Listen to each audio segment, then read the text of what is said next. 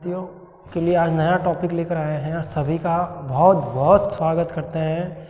BA part third year का प्रथम विश्व युद्ध का परिणाम वाला टॉपिक चलेगा। प्रथम विश्व युद्ध के परिणाम। प्रथम विश्व युद्ध के परिणाम क्या रहे? प्रथम विश्व युद्ध के परिणामों की एक एक चर्चा करेंगे हम। प्रथम विश्व युद्ध के परिणाम में बच्चों आज हम देखेंगे, कल हमने टॉपिक पढ़ा था प्रथम विश्व युद्ध की एक एक घटनाओं को मैंने आपको बताया था बच्चों कि जर्मनी की क्या मंशा थी, फ्रांस की क्या मंशा थी, इंग्लैंड की क्या मंशा थी, रूस का क्या मंशा थी, किस तरह से यू बोट का प्रयोग होता है, किस तरह से वो यू बोट लेकर आए। और यू बोट एक पनडुब्बी होती थी जो पानी के अंदर से बाहर निकल के छुप के हमला करती थी। किस तरह से लुसातानिया जहाज का हमने तानिया जहाज में जो 1200 अमेरिकन नागरिकों पर जो पनडुब्बी यूट्यूब ने जो हमला कर दिया था, उस सब चीज़ों को हमने कल देखा था। प्रथम विश्व युद्ध ये जो युद्ध है ये 4 साल, कितने साल चलता रहे बच्चों? 4 साल 3 महीने। कितने महीने? 3 महीने और 11 दिन तक चला था। ये कितने दिन तक चला था? ये 4 साल 3 महीने 11 दिन तक चलता है। और इस प्रथम विश्व युद्ध की चलने के बाद जो हादसा होता है, जो परिणाम निकलते हैं, वो भारी परिणाम निकलते हैं। वो कौन कौन से परिणाम निकलते हैं, वो सब परिणामों को मैं बताऊंगा। सबसे पहला परिणाम क्या रहा? आर्थिक परिणाम। प्रथम विश्व युद्ध के आर्थिक परिणाम क्या रहे थे? तो मैं बता दूं बच्चों, आर्थिक परिणाम में 1 करोड़ लोगों की इसमें हत्या हो गई थी। 1 करोड़ लोग प्रथम विश्व युद्ध के अंदर मारे गए थे और कई सैनिक घायल हो गए थे। 12 मिलियन सेना, कितनी मिलियन सेना? 12 मिलियन सेना। ये 12 मिलियन सेना कहाँ? ये रूस में थी। अब आप सोच सकते हो रूस में 12 मिलियन सेना का खर्चा कौन वहन करेगा? 12 मिलियन सेना का व्यय जो होगा, जो खर्चा होगा, वो सरकार को देना पड़ेगा। पहले भी मैंने आपको बताया बच्चों की 85% जीडीपी देश की जो जीडीपी थी उसका 85% सभी देश किस पे खर्च कर रहे थे? अस्त्र शस्त्र बनाने पे खर्च कर रहे थे। किस पे? अस्त्र शस्त्र बनाने पे खर्च कर रहे थे। और तोपों का निर्माण किया जा रहा था, बंदूकों का निर्माण किया जा रहा था और बड़ी बड़ी ज्वाला फेंकने वाली मशीनों का निर्माण किया जा रहा था। इस तरह से केवल 15% खर्चा कर रहे थे। किस पे? 15% ही खर्चा कर रहे थे केवल अपने देश पर, जनता पर, नागरिक पर। केवल 15% खर्चा किया जा रहा था। तो इस तरह से 12 मिलियन सेना का खर्चा, 85% खर्चा तो किस पे कर रहे थे? केवल सेना पर ही कर दिया था रे बच्चों। किस पे कर दिया था? केवल सेना पर ही कर दिया था। अब सेना पर कर दिया था। आर्थिक परिणाम बड़े भयानक निकले थे, भयानक रूप निकलकर सामने आया था। सभी जो धुरी राष्ट्र थे, जर्मनी था, ऑस्ट्रिया हंगरी है, इटली है और छोटे छोटे देशों की आर्थिक स्थिति बुरी तरह से टूट गई थी। उनके पास में क्रांति कर दी थी लोगों ने, खाने के लिए भूखमरी फैल गई थी, कई तरह की बीमारियां फैल गई थी। प्रथम विश्व युद्ध का परिणाम बड़ा भयानक निकला था बच्चों। एक दिन में जो युद्ध चल रहा था उसका 40 करोड़, कितना करोड़? 40 करोड़ रुपया खर्चा आ रहा था। कितना आ रहा था बच्चों? एक दिन का 40 करोड़ रुपया खर्चा आ रहा है कि 40 करोड़ रुपया एक दिन का आ रहा था। 1914 में जब ये युद्ध शुरू हुआ था 28 जुलाई को, तब 40 करोड़ का खर्चा एक दिन का खर्चा था। 1918 में ये एक दिन का खर्चा बढ़ के कितना हो गया? 44 करोड़ हो गया। ये कितना हो गया? 44 करोड़ हो गया। करोड़ों की बात कर रहे हैं हम यहाँ पे, लाखों रुपयों की बात नहीं कर रहे हैं, करोड़ों की बात कर रहे हैं। एक देख लो, अब प्रथम वर्ल्ड वार के अंदर जो जर्मनी अपने आप को तानाशाह समझ रहा था, बिस्मार्क जर्मनी का जो तानाशाह था वो कौन था? बिस्मार्क। बिस्मार्क ने अपने आप को तानाशाह समझा था कि मैं हूँ पावरफुल, मेरी शक्ति पावरफुल, पूरे यूरोप में मेरा नाम चलेगा। पूरी तानाशाही उसकी निकल गई, पूरी तानाशाही यहाँ पे निकल गई। यहाँ एक दिन का खर्चा 40 करोड़ था। 1918 तक आते आते ये खर्चा कितना हो गया था? 44 करोड़ हो गया था। और अगर हम बात करें तो प्रथम विश्व युद्ध के बाद जहाँ जहाँ पे राजा का शासन था, जहाँ तानाशाही थी, राजतंत्र था, वो राजतंत्र अब क्या हो गया रे? अब क्या हो गया? राजतंत्र अब फिनिश हो गया। अब राजतंत्र की जगह क्या आया? अब लोकतंत्र की स्थापना हो गई। किसकी स्थापना हो गई? लोकतंत्र की स्थापना हो गई। जर्मनी में तानाशाह, जर्मनी का जो तानाशाह था और जिस पावरफुल था जर्मनी, जिसके पास में इतनी सेना थी और जर्मनी के पास में पूरे यूरोप के अंदर इतना बड़ा जहाज नहीं था, इम्पेरेटर जहाज, इसके पास में इतना बड़ा जहाज था। जर्मनी के पास में यू बोट थी, खतरनाक यू बोट थी। इस यू बोट ये पानी महासागर के अंदर गहराई तक जाकर छुपकर ये नागरिकों के जहाज पर हमला करती थी। और ये यू बोट जो है किसके पास थी? जर्मनी के पास में थी। केसर विलियम, कौन है रे बच्चों? केसर विलियम है ये, केसर विलियम सेकंड इसका नाम है। जर्मनी का तानाशाह कौन था? केसर विलियम सेकंड था। अब ये केसर विलियम सेकंड क्या करा? 28 तारीख क्या थी? 29 सितंबर की बात थी, 1918 की बात थी, जब जर्मनी के लोगों ने क्या कर दी? क्रांति कर दी थी। और जर्मनी के लोगों ने क्रांति कर दी थी और उस क्रांति देख लिया था अब केसर विलियम ने कि अब आपाधापी, अब अपना बस नहीं चलेगा और अपन को यहाँ से भागकर निकलना पड़ेगा।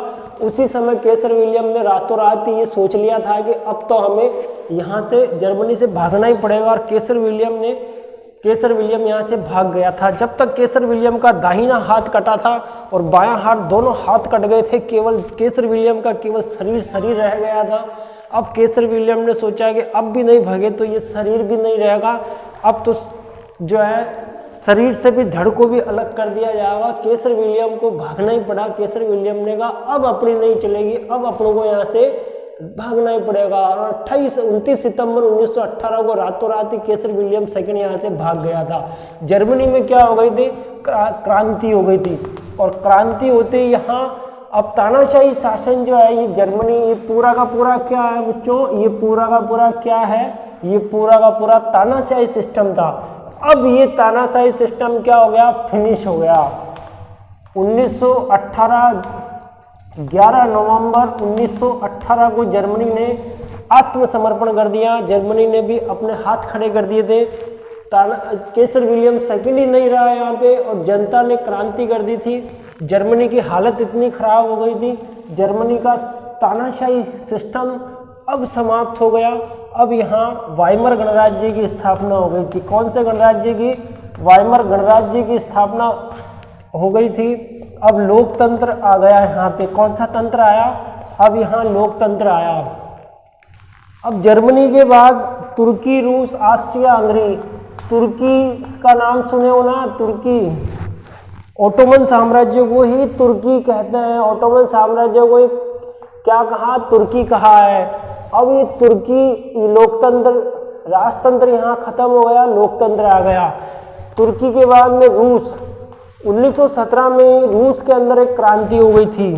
1917 में क्या हुआ? 1917 जब प्रथम वर्ल्ड वार चल रहा था और प्रथम वर्ल्ड वार जब चल रहा था उसी समय रूस की क्या हालत हो गई बच्चों? रूस की इतनी बुरी हालत होती है कि रूस की जनता ने वहाँ क्रांति कर दी थी। और वो वहाँ कौन थे? बोल्शेविक थे। कौन थे? बोल्शेविक। और ये बोल्शेविकों ने सत्ता को पलट दिया था और यहाँ साम्यवादी सत्ता आ गई थी। साम्यवादी सत्ता को क्या कहते हैं? अरे क्या कहते हैं? समाजवादी। क्या कहते हैं? समाजवादी। समाजवादी लोग आ गए थे। यहाँ भी जो जार जो था, यहाँ का राजा कौन था? जार। इस जार की सत्ता को, राजतंत्र को क्या कर दिया? फिनिश कर दिया। यहाँ भी जनता की सरकार, लोकतंत्र आ गया था, लोकतंत्र आ गया। अब यहाँ 1917 के बाद 1900 यहाँ लोकतंत्र आ गया। पोलैंड में भी राजतंत्र खत्म हो गया और लोकतंत्र की स्थापना हुई। आर्थिक कारणों को देख लिया हमने लोकतंत्र जहाँ राजतंत्र खत्म हुआ वहाँ पे एक नई शुरुआत हो गई थी, और वो किसकी शुरुआत हो गई थी? वो लोकतंत्र की शुरुआत हो गई थी। प्रथम वर्ल्ड वार में अब आगे आप देखें तो देखो बच्चों, अब लोकतंत्र के बाद नए देशों का निर्माण हुआ था। अब नया देश आया, क्या आया? नया देश आया, और नए देशों का जो छोटे देश थे और जो छोटे देश थे, अब छोटे देशों को मिलाकर कई नए देश बन गया, नया देश बनाया। नए देशों के बाद अगर हम देखें तो राजनीतिक परिणामों में अगर मैं बात करूं तो बच्चों, राजनीतिक परिणाम क्या रहे थे? राजनीतिक परिणाम,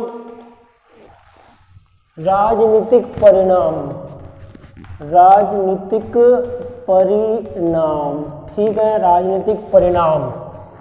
प्रथम वर्ल्ड वार के बाद राजनीतिक सिस्टम, राजनीति का मतलब होता है पॉलिटी, ठीक है, पॉलिटी। अब पॉलिटी क्या रही? पॉलिटी में क्या रहेगा? पॉलिटी में फ्रांस का नाम लिखा मैंने। फ्रांस के बाद यहाँ इटली आया।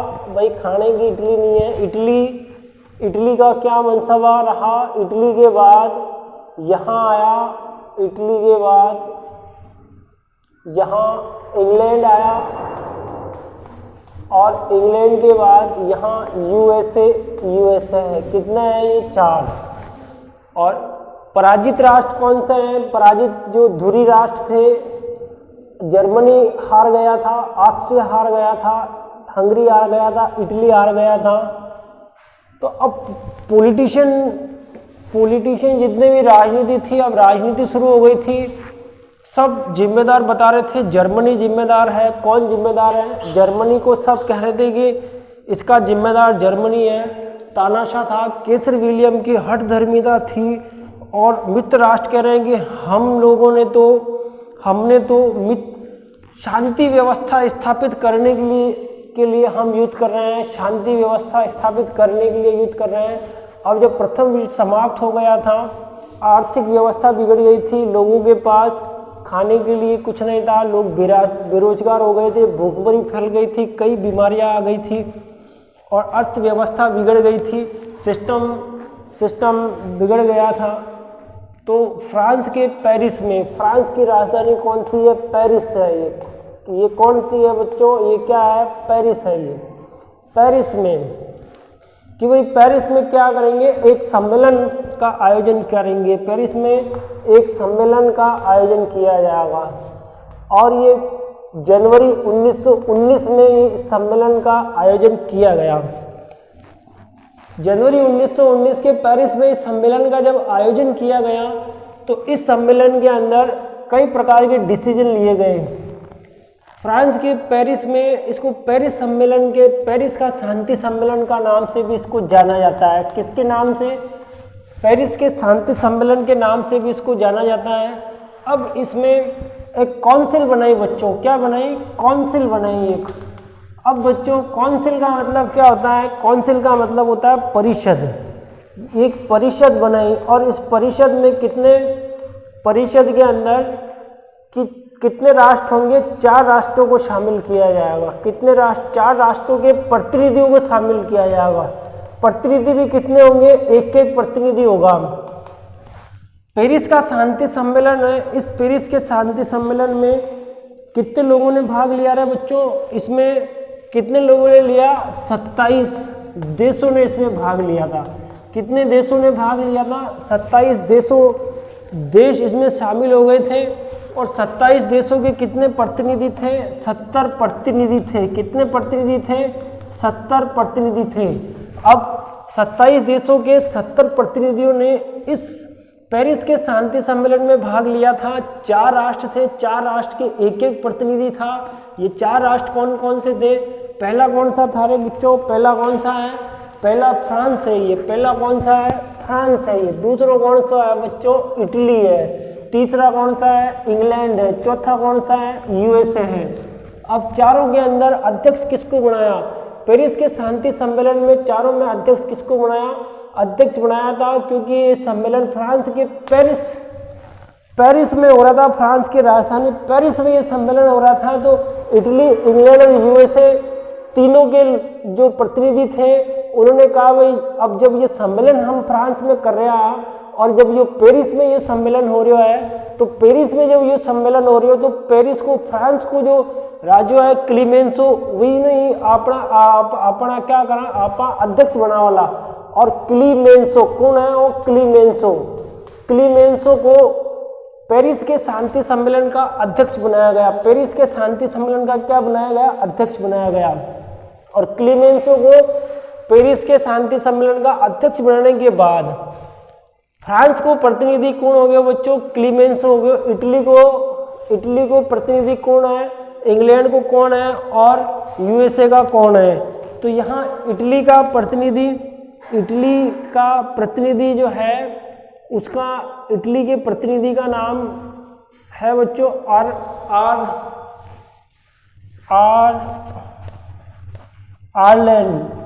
ऑरलैंड जो था वो इटली का प्रतिनिधि था। ऑरलैंड इटली का प्रतिनिधि था। यहाँ इंग्लैंड का प्रतिनिधि कौन है? लॉर्ड जॉर्ज है।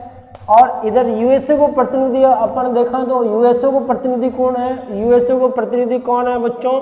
यूएसए का प्रतिनिधि विल्सन। प्रतिनिधि कितने हो गए? 4 हो गए। फ्रांस का प्रतिनिधि क्लीमेंसो हुआ, इटली का प्रतिनिधि ऑरलैंड हुआ, इंग्लैंड का प्रतिनिधि लॉर्ड जॉर्ज हुआ, यूएसए का प्रतिनिधि विल्सन हुआ। चारों लोग मिलकर क्या करें? एक सम्मेलन, पेरिस को शांति सम्मेलन का आयोजन किया गया। पेरिस का शांति सम्मेलन, फ्रांस की राजधानी पेरिस में सम्मेलन हुआ था। ये पेरिस के शांति सम्मेलन में ये डिसाइड करेंगे कि अब जो है आगे की आर्थिक व्यवस्था को किस तरह से सुधार किया जाएगा, आगे की आर्थिक व्यवस्था को क्या चलाया जाए। तो इसके लिए ये पेरिस का शांति सम्मेलन हुआ था। और इस पेरिस के शांति सम्मेलन में सबका अपना अपना स्वार्थ था। फ्रांस को अपना स्वार्थ, इटली को अपना स्वार्थ है, इंग्लैंड का अपना स्वार्थ है, यूएसए को अपना स्वार्थ है। फ्रांस की अगर स्थिति देखी जाए तो 1870 ईस्वी के बाद, 1870 ईस्वी में क्या हुआ था बच्चों? जर्मनी का जो तानाशाह था बिस्मार्क ने फ्रांस को बुरी तरह से पराजित किया। फ्रांस से कितने 4 प्रदेश ले लिए थे। फ्रांस के कितने प्रदेश ले लिए थे? 4 ले लिए थे। पहला कौन सा, दूसरा कौन सा, तीसरा कौन सा, चौथा कौन सा है? पहले को नाम है मेज। क्या नाम है? मेज। पहले का नाम मेज है, दूसरे का नाम स्ट्रास है, दूसरे का नाम स्ट्रास है, तीसरा अल्सेस है। कौन सा शेष है बच्चों? अल्सेस है। और चौथा कौन सा है? लॉरेन है। कितना प्रदेश हुआ? 1 2 3 4 प्रदेश हुआ। मेज है, स्ट्रास है, अल्सेस है, लॉरेन है। कितना हो गया? 4 हो गया। ये चारों प्रदेश फ्रांस का है। और 1870 के युद्ध में फ्रांस अपने अपमानित हुए, फ्रांस को इतनी बुरी तरह से पराजित की कि फ्रांस की सेना इतनी बुरी तरह से लताड़ी। और इसी को बदलो फ्रांस अब पेरिस के शांति सम्मेलन में 1919 में जर्मनी से लेना चाहा। जर्मनी जो था वो उसको, जर्मनी का उत्तरदायी, जर्मनी शुरू से ये चाहता था, जर्मनी का शुरू से ये विचार था। जर्मनी और फ्रांस तो बहुत पहले से एक दूसरे का शत्रु था। और जर्मनी और फ्रांस एक दूसरे का इतना शत्रु है बच्चों कि फ्रांस और जर्मनी फ्रांस को हमेशा के लिए मित्र विहीन रखना चाहता था। जर्मनी ये चाहते थे कि फ्रांस मित्र विहीन ही रहेगा, फ्रांस का कोई भी मित्र नहीं बनेगा। इस बात में फ्रांस बहुत अच्छी तरह से जानता था। फ्रांस इस बात को बहुत अच्छी तरह से जानता था। फ्रांस ने कहा कि तू मुझे मित्र विहीन बनाना चाहता है, एक समय ऐसा आएगा, एक दिन ऐसा आएगा कि मैं तुमको शक्ति विहीन बना दूंगा। और वो पेरिस का शांति सम्मेलन आज वही दिन आ गया जिसमें जर्मनी को शक्ति विहीन बना दिया। और जिस तानाशाह केसर विलियम जो पावर, जिसका दाहिना हाथ काट दिया था, जिसका बायां हाथ काट दिया था, जिसका केवल शरीर बचा था, वो तो रातों रात ही क्या हुआ, भाग गया था। आज जर्मनी की स्थिति क्या हो गई, शक्ति विहीन हो गई। तो इटली, ये फ्रांस का मनसबा, फ्रांस इसलिए पेरिस के शांति सम्मेलन के अंदर जर्मनी को पूरी तरह से, जो जर्मनी ने उससे पहले जो प्रदेश छीन लिए थे वो प्रदेशों को अब वापस लेगा फ्रांस पेरिस के शांति सम्मेलन में। क्योंकि अब यहाँ पेरिस के शांति सम्मेलन में की चलेगी बच्चों, फ्रांस की चलेगी। अब फ्रांस जो चाहे वही होए, फ्रांस जो चाहेगा वही होगा। फ्रांस चाहेगा ऐसा करो तो ऐसा करना पड़ेगा। अध्यक्ष कौन रहेंगे, वही फ्रांस को क्लीमेंसो अध्यक्ष बनेगा, तो क्लीमेंसो जैसे जहाँ क्या है वहाँ ही करना पड़ेगा।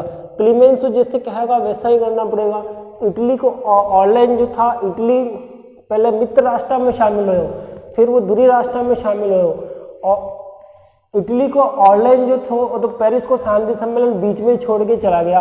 क्योंकि इटली जो चाहते हो कि तुर्की का कुछ प्रदेश बना मिल जाए, लेकिन तुर्की का कोई प्रदेश इन्हें नहीं मिला। अब इंग्लैंड की बात करा तो इंग्लैंड का भी मनसबा था, क्योंकि यूबोट जो थी जर्मनी के पास में, उस यूबोट ने इंग्लैंड के जितने भी बंदरगाह थे वो पानी के अंदर से वो छुपकर वार करती थी और इटली के बंदरगाहों को सबको नष्ट कर दिया था। इसलिए इंग्लैंड भी जर्मनी से बदलो ले वो चाहो। अब यूएसए को कोई मतलब ही नहीं था, यूएसए तो बहुत दूर था, अटलांटिक महासागर है बीच में, और कहाँ यूरोप है, कहाँ यूएसए है। तो यूएसए पेरिस के शांति सम्मेलन में क्यों आयो, यूएसए को क्या मतलब था पेरिस के शांति सम्मेलन में आने का। तो यूएसए ये चाहते थे कि चीन का मार्केट में मेरी जो कच्चा माल है वो जहाज के माध्यम से सारा चाइना के अंदर मेरा माल जाएगा। चाइना पर नियंत्रण करने के लिए पेरिस के शांति सम्मेलन में कौन आया, यूएसए भी आया बच्चों। और इस तरह से पेरिस के शांति सम्मेलन में 1 2 3 4 कितना यहाँ पे देश हो गया, बड़ा बड़ा देश, जिन्हें मित्र राष्ट्र कहा आपा। फ्रांस है पहले नंबर को, इटली दूसरे नंबर को, इंग्लैंड तीसरे नंबर को, यूएसए 4 नंबर का। कितना राष्ट्र हो गया, 4 राष्ट्र हो गया। 4 राष्ट्र के अंदर पेरिस को शांति सम्मेलन जनवरी 1919 में शुरू हुआ था। और फ्रांस का अपना मनसबा था, इटली आयो लेकिन बीच में चले गए, इंग्लैंड है और यूएसए। और पराजित राष्ट्र ने तो बुलाया ही नहीं। मैं जर्मनी को इसमें आमंत्रित नहीं किया गया, ऑस्ट्रिया हंगरी को आमंत्रित नहीं किया, छोटा छोटा स्लाव देश है उनको भी आमंत्रित नहीं किया गया। और इसी पेरिस के शांति सम्मेलन से ब्रिटेन ने इराक और फिलिस्तीन मिला। ब्रिटेन यानी इंग्लैंड को 2 चीजें प्राप्त हुई थी। एक तो फिलिस्तीन प्रदेश ने गिफ्ट में दियो, फिलिस्तीन 1 लड्डू मिलियो इंग्लैंड ने फिलिस्तीन, और दूसरों कौन से मिलियो, सीरिया। ये दोनों प्रदेश पे आपकी को अधिकार है, इंग्लैंड को अधिकार है। और ब्रिटेन को अधिकार फिलिस्तीन पे है, सीरिया पे। इन्हें 2 लड्डू मिलिया, पहले फिलिस्तीन मिलियो, दूसरो सीरिया मिलियो। और अगर मैं बात करूँ फ्रांस की, तो फ्रांस ने भी 2 चीज़ें, जो पहली 2 चीज़ें, अल्सेस, पहलो अल्सेस है और दूसरो लॉरेन है। ये 2 लड्डू फ्रांस को भी 2 लड्डू मिल गए गिफ्ट में, अल्सेस और लॉरेन। ये 2 तो जो पहले छीन लिया था 1870 के सेडान के युद्ध में, बिस्मार्क ने, जर्मनी का बिस्मार्क ने बुरी तरह से फ्रांस की बेइज्जती की थी। आज वापस फ्रांस को नंबर 1919 में आया है और फ्रांस अभी जर्मनी की बेइज्जती कर रहे हैं। और अल्सेस और लॉरेन प्रदेश लिया 2, पहलू लिए और दूसरों, और इसके अलावा 2 प्रदेश और ले लिया फ्रांस। वह 2 प्रदेश कौन सा है, पहलू प्रदेश है रूर को प्रदेश और दूसरा है सार। पहलू कौन सा बच्चों, रूर है और दूसरा सार है। अब ये दोनों जो है कोयला की खदान नहीं है। अब कोयला की खदाना पर अधिकार क्यों, फ्रांस को अधिकार रहेगा। अब जर्मनी को यहाँ कोई अधिकार नहीं है। जर्मनी में तो क्रांति चल रही है, जर्मनी की आर्थिक व्यवस्था खराब हो गई, जर्मनी की राजनीतिक व्यवस्था खराब हो गई। जर्मनी तो पूरा पिछड़ चुके हैं, जर्मनी का हालात बहुत खराब है। जर्मनी तो अब आश्रित है सब लोगों के ऊपर। अब यहाँ इतना भयानक परिणाम निकला प्रथम विश्व युद्ध का। प्रथम विश्व युद्ध में अब इसके बाद हम देखें तो रूस को इस सम्मेलन में बुलाया ही नहीं गया था। रूस 1917 में क्रांति हो गई थी। रूस तो बिल्कुल अलग थलग। 1914 से 18 के बीच में जो प्रथम वर्ल्ड वार में जो रूस 1917 में रूस के अंदर ही रूस का लोगों ने ही वहाँ क्रांति कर दी थी। बोल्शेविक क्रांति कहते हैं। बोल्शेविक क्रांति में लेनिन करके एक हुआ, उन्हें साम्यवादी सरकार की स्थापना की थी। कहाँ पे? रूस के अंदर। प्रथम वर्ल्ड वार के परिणामों में अगर हम एक दो और देखें तो गुप्त संधियां जो पहले बिस्मार्क ने जो शुरू की थी, अब वो प्रथम संधियां अब समाप्त हो गई। अब विल्सन जो है उसने 14 सूत्री कार्यक्रम दिए थे और प्रथम गुप्त संधियां अब नहीं होगी। अब समुद्र पे जो पहले जर्मनी ने अपना पूरा अधिकार किया था वो अब पूरा अधिकार फिनिश कर दिया। अब समुद्र सबके लिए स्वतंत्र रूप से खुला रहेगा, कोई भी एक जगह से दूसरी जगह पे व्यापार कर सकेगा। और तीसरा नंबर हम देखें तो अब शांति व्यवस्था रखवा के वास्ते कि एक संघ की स्थापना की गई, उसको राष्ट्र संघ के नाम से जाना जाता है। कौन से? राष्ट्र संघ के नाम से जाना जाता है। कि अब कोई भी अगर एक देश दूसरा देश से अगर लड़ाई झगड़ा होगा तो सब किनके पास में जाएंगे? राष्ट्र संघ के पास में जाएंगे। अगर मैं नेक्स्ट बात करूं तो आर्थिक प्रतिबंध जो सब पे लगे हुए थे वो सब आर्थिक प्रतिबंध अब समाप्त कर दिए। अगर मैं जो है उसमें अस्त्र और शस्त्र की बात करें तो अस्त्र शस्त्रों के निर्माण पे अब रोक लगा दी थी। पहले जीडीपी का 85% तो अस्त्र शस्त्र पर ही पूरा प्रयोग कर रहा था। पूरा सारा खर्चा अस्त्र शस्त्र, तोपखाना, बारूद के ढेर पे यूरोप बैठा हुआ था। एक चिंगारी की आवश्यकता थी, वो चिंगारी लगी थी, पूरा यूरोप ढह गया था। आज पूरे यूरोप की हालत खराब है। अब सब लोग कर्जों ले लेकर अपने देश में चला रहे हैं। सब कर्जों कौन दे रहा है? यूएसए जो है वो सब ने कर्जों दियो और अब पूरे पावर कौन है? यूएसए पावर बनी प्रथम वर्ल्ड वार के बाद में। उपनिवेशों के साथ अब दुर्व्यवहार नहीं किया जाएगा जैसे पहले दुर्व्यवहार किया जाता था। अब कोई किसी के बीच में हस्तक्षेप नहीं करेगा। तो ये प्रथम विश्व युद्ध के परिणाम का टॉपिक बच्चों आज यही समाप्त होता है। कल नेक्स्ट वीडियो में फिर मैं आपसे आगे मिलता हूँ। कल नया टॉपिक शुरू करेंगे अपन। Okay, thank you very much.